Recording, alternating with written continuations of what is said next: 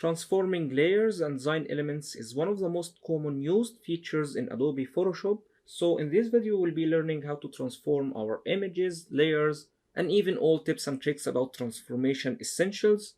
So even if you are an intermediate user, probably you will be finding something new in that video.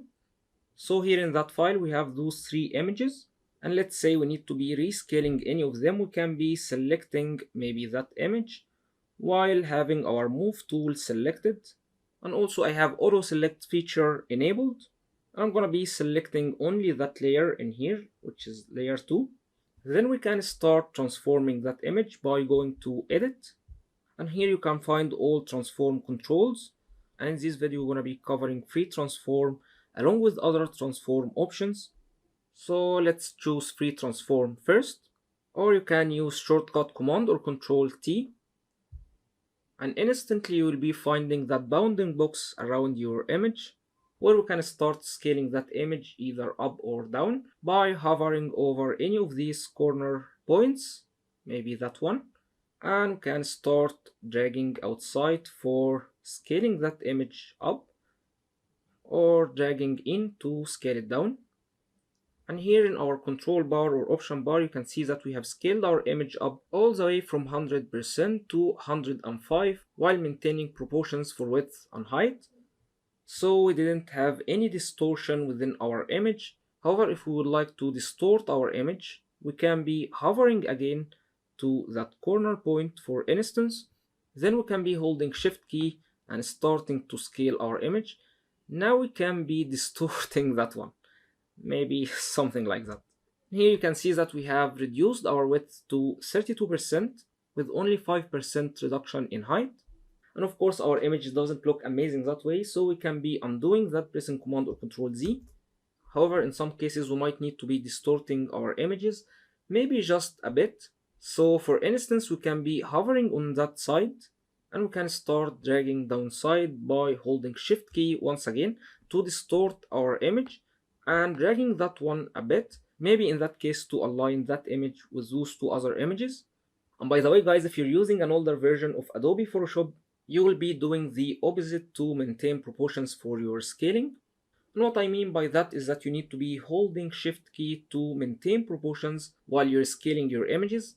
So that was the default thing, is that you hold shift and start transforming your images. However, now Adobe changed that, and you need to be just scaling your images up and down to maintain proportions without holding any shift key, because in most of the cases you will be scaling your images in the same aspect ratio. And if you would like to distort your image anytime, you can be holding shift key to start freely distorting that one. Now let's say we are happy with that scaling. We can be applying that by hitting return or pressing that commit or tick key to have your transformation applied. Now let's go ahead and transform that second image by clicking on that image. We have that one selected and pressing command or control T, and let's maybe transform that one from our control bar in here by clicking on width, making that one 90%, and instantly height will be changed also to 90%. If you would like to unlink these two values in here, you can be clicking that chain in here to also distort your image. And now we can be setting width again to 85% while maintaining the same height. And also from here we can be moving our elements within our artboard by entering our values. So here I have that document in pixels. So instead of 95 pixels, we can be setting that one maybe to 1000. To slightly nudge that one maybe 50 pixels to right, and that actually could be very helpful if you would like to design in a very precise way in Photoshop. And instead of moving your elements around like that, you can be inserting an exact value either in X or Y, or you can be sliding them from here as well. And also guys, remember that you can be always doing simple mathematics in here, so we can be adding maybe another 9 pixels to that value by adding maybe 9 pixels or 8.5. Now we have 1000 pixels once again. And also from here we can be rotating our image by entering a specific value for that angle, or we can be hovering over any of these corners to start rotating our image. So I'm gonna be clicking and dragging that one to right side. And also, as you can see guys, we are seeing which angle we are at. And if we would like to go for precise sharp angles, we can be pressing shift while rotating our image. So we'll be getting a sharp 15 angle, and it will keep adding all the way to 30, 45, and so on and so forth.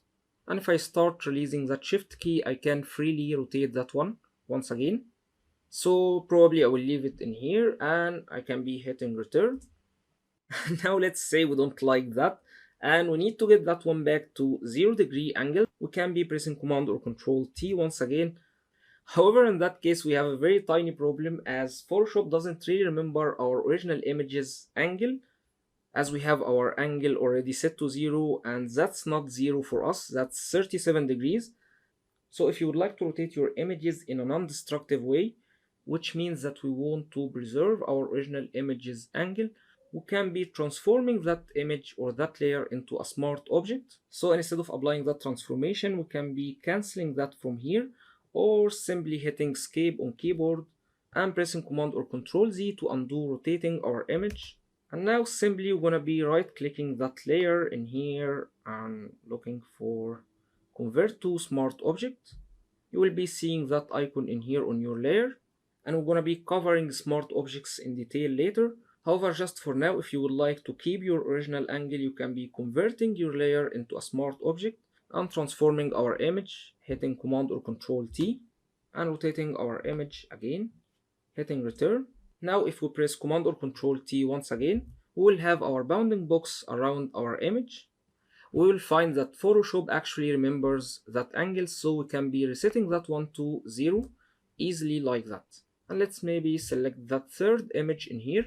However, we can't really access most of Photoshop's features unless we execute that, so I'm gonna be executing that transformation first and selecting that image and pressing command or control T.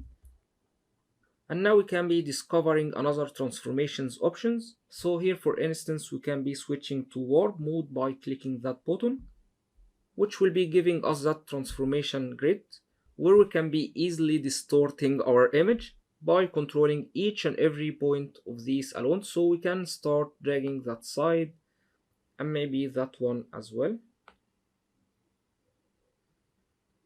And also we can be adjusting those handles for each and every point, maybe to have a curve like that. And same as well in here, maybe you can be driving that handle in as well and pulling that one out, and maybe that one in, to probably get that one looking like that. Or we can be selecting from those presets in here, so maybe you can be inflating that one just like that, or maybe switching to fisheye where it's gonna be giving us the illusion of fisheye lens, and we can be increasing the strength of that effect from here by increasing that value either up just like that, or we can be applying a horizontal distortion, maybe 30%. However, let me get back to free transform mode by clicking that button in here, and let's reduce its size a bit while holding alt or option key and scaling that one to scale that one to center instead of scaling like that. So pressing alt or option key will scale that one to center.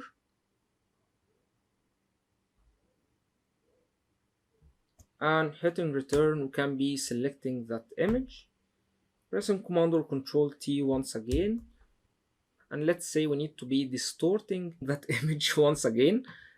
So I'm gonna be holding command or control T while scaling that point, so I'm only controlling that point in here, or maybe let's get it to here, and also we can be moving that one all the way like that.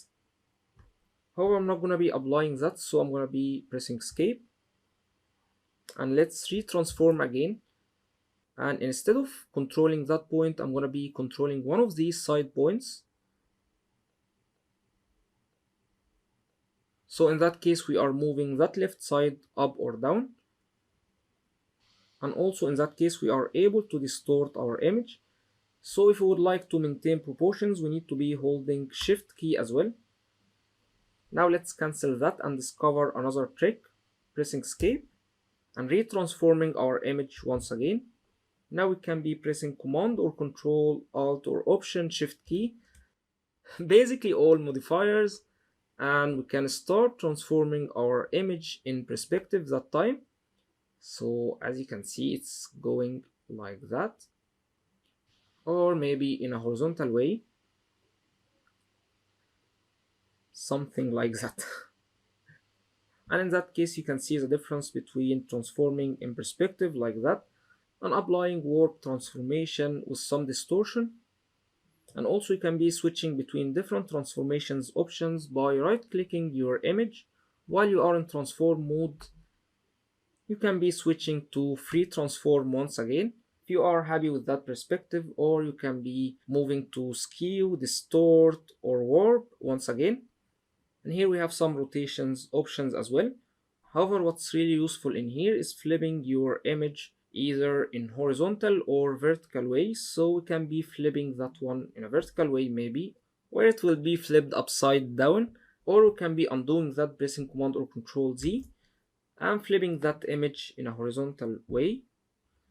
And also here's one way to flip your images. So let's hide these images in here and selecting that layer, and let's maybe transform that one in a different way by activating that option in here, show transform controls, and let's maybe flip that image. We can be dragging any of these sides to the other direction, of course, while holding shift key to get out of that distortion that you saw. However, in that case you are probably distorting your images unless you're keeping your eyes on width. So here we have 3% distortion in width. If you would like to be precise, probably you will be resetting that one. However, I really recommend that you do that one by right clicking and selecting flip horizontal or vertical from here.